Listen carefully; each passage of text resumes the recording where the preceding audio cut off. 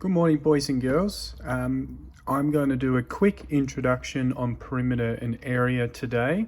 However, I have put in a link for a more detailed explanation on perimeter and area if you would like to revise the concept a bit more, because I'm going to move a little bit quicker in this video.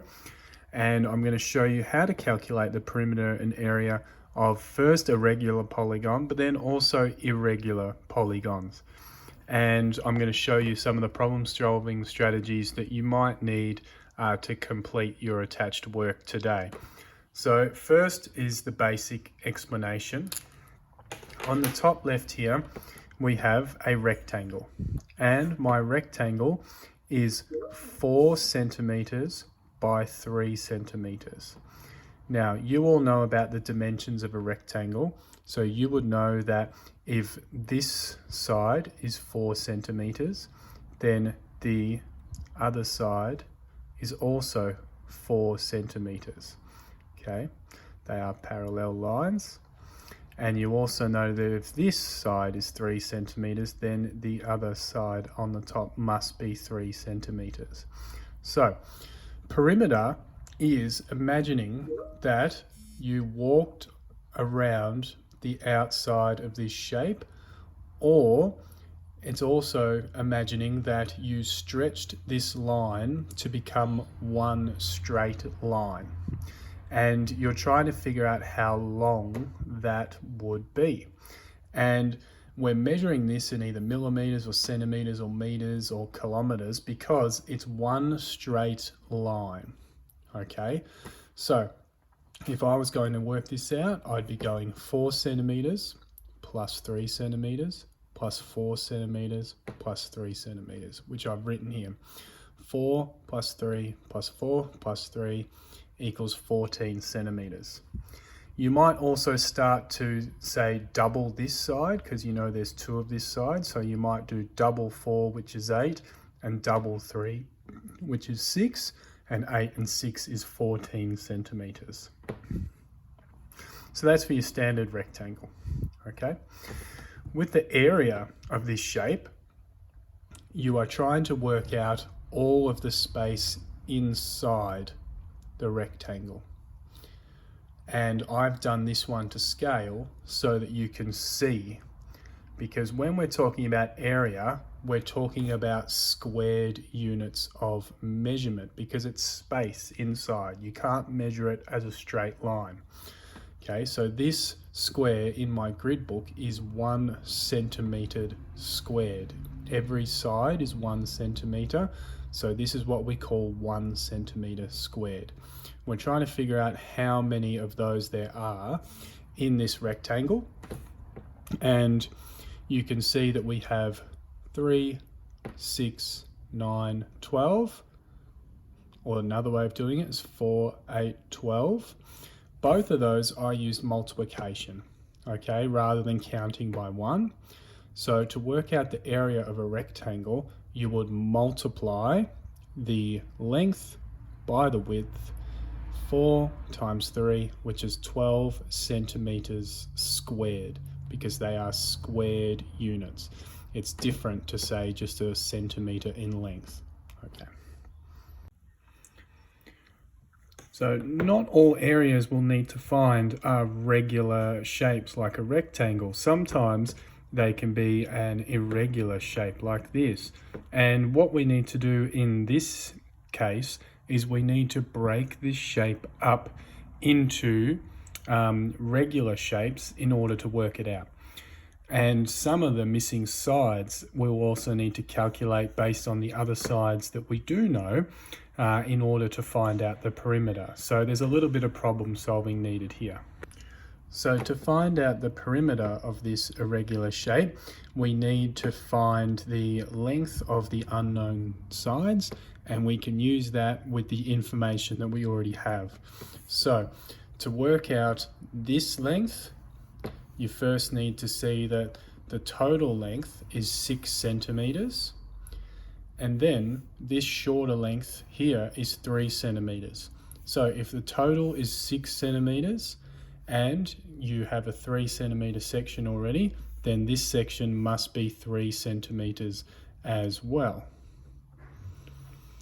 Okay, and then to find out this one, you would need to see that you've got a 3 centimeter section here and a 2 centimeter section here. 3 and 2 makes 5 centimeters there.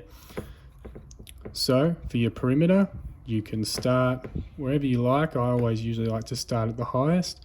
So you'd have 6 centimeters plus 3 centimeters plus 3 centimeters plus 2 centimeters plus 3 centimeters plus 5 centimeters. So 6 and 3 is 9, 3 more is 12, 2 more is 14, 3 more is 17, 5 more is 22. So your perimeter for this shape is 22 centimeters.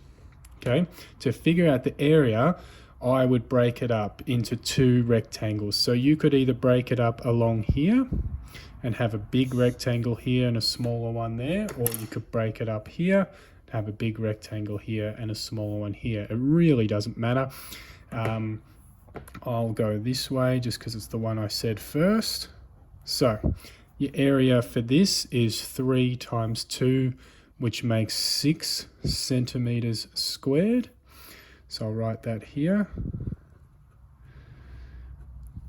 And then remember, I'm adding because I'm making 2 different sections, but I'm multiplying to find the area. So with this one, I've got 6 by 3, a 6 by 3 rectangle. So 6 times 3 is 18 centimeters squared. I'll write that here.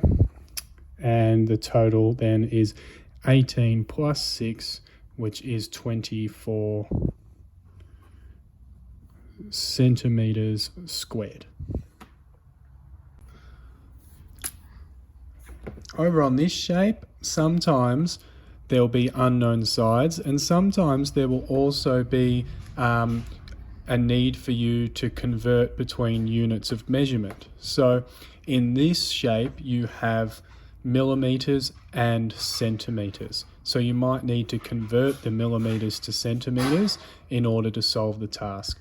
So you should hopefully know that there's 10 millimeters to make 1 centimeter.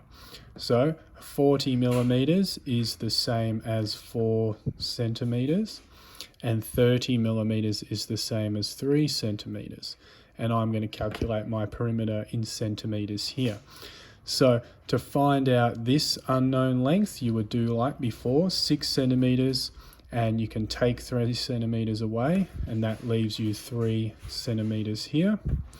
And then with this one, it's the same. We've got 4 centimeters as our length here, and there's 2 here, so this unknown must be 2.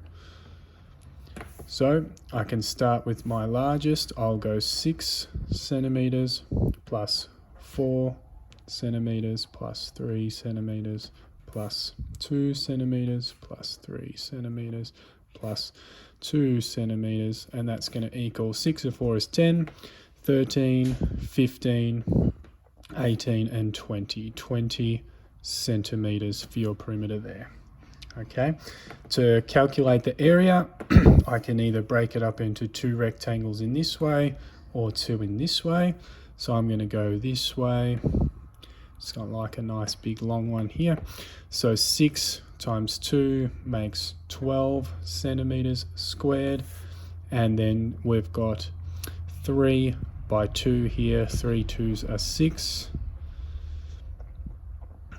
So we'd put 12 centimeters squared plus 6 centimeters squared equals 18 centimeters squared. The last rectangle here, what these markings show is that those sides are equivalent in length. That means they're the same length. So what that means is if this length is 4 centimeters, then this length must be 4 centimeters. And the same with these ones with 2 in lines going across. So if this length is 6 centimeters, then this length must be 6 centimeters. Okay, so I can write that down. This has to be 4 centimeters. This has to be 6 centimeters. Now to work this out, if this is 6 centimeters and this section is 4, then there's 2 centimeters remaining. So this length must be 2 centimeters. And then with this length, you've got 6 plus 4 makes 10 centimeters for this unknown length. All right, to break it up, there's only really, well, you could break it up this way or that way. I'm going to break it up this way. So I've got 10 by 2, which makes 20 centimeters squared. And this one is 4 by 4, which is 16 centimeters squared.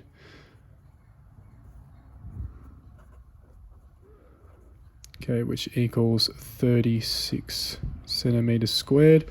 And my perimeter, I can start from the largest. We'll go 10 centimeters plus 6 centimeters plus 4 centimeters plus 4 centimeters plus 6 centimeters plus 2 centimeters equals 10 and 6 is 16, 4 more is 20, 4 more is 24, 6 more is 30, 2 more is 32 centimeters.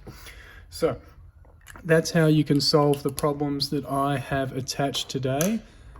So make sure you use your problem solving skills to find out the unknown lengths and convert between any units of measurement. And best of luck in calculating the area and perimeter of the 4 problems that I've given you. Please write your answers in your maths book, draw any diagrams that you need to solve the problem, and then take a picture and upload it to Seesaw.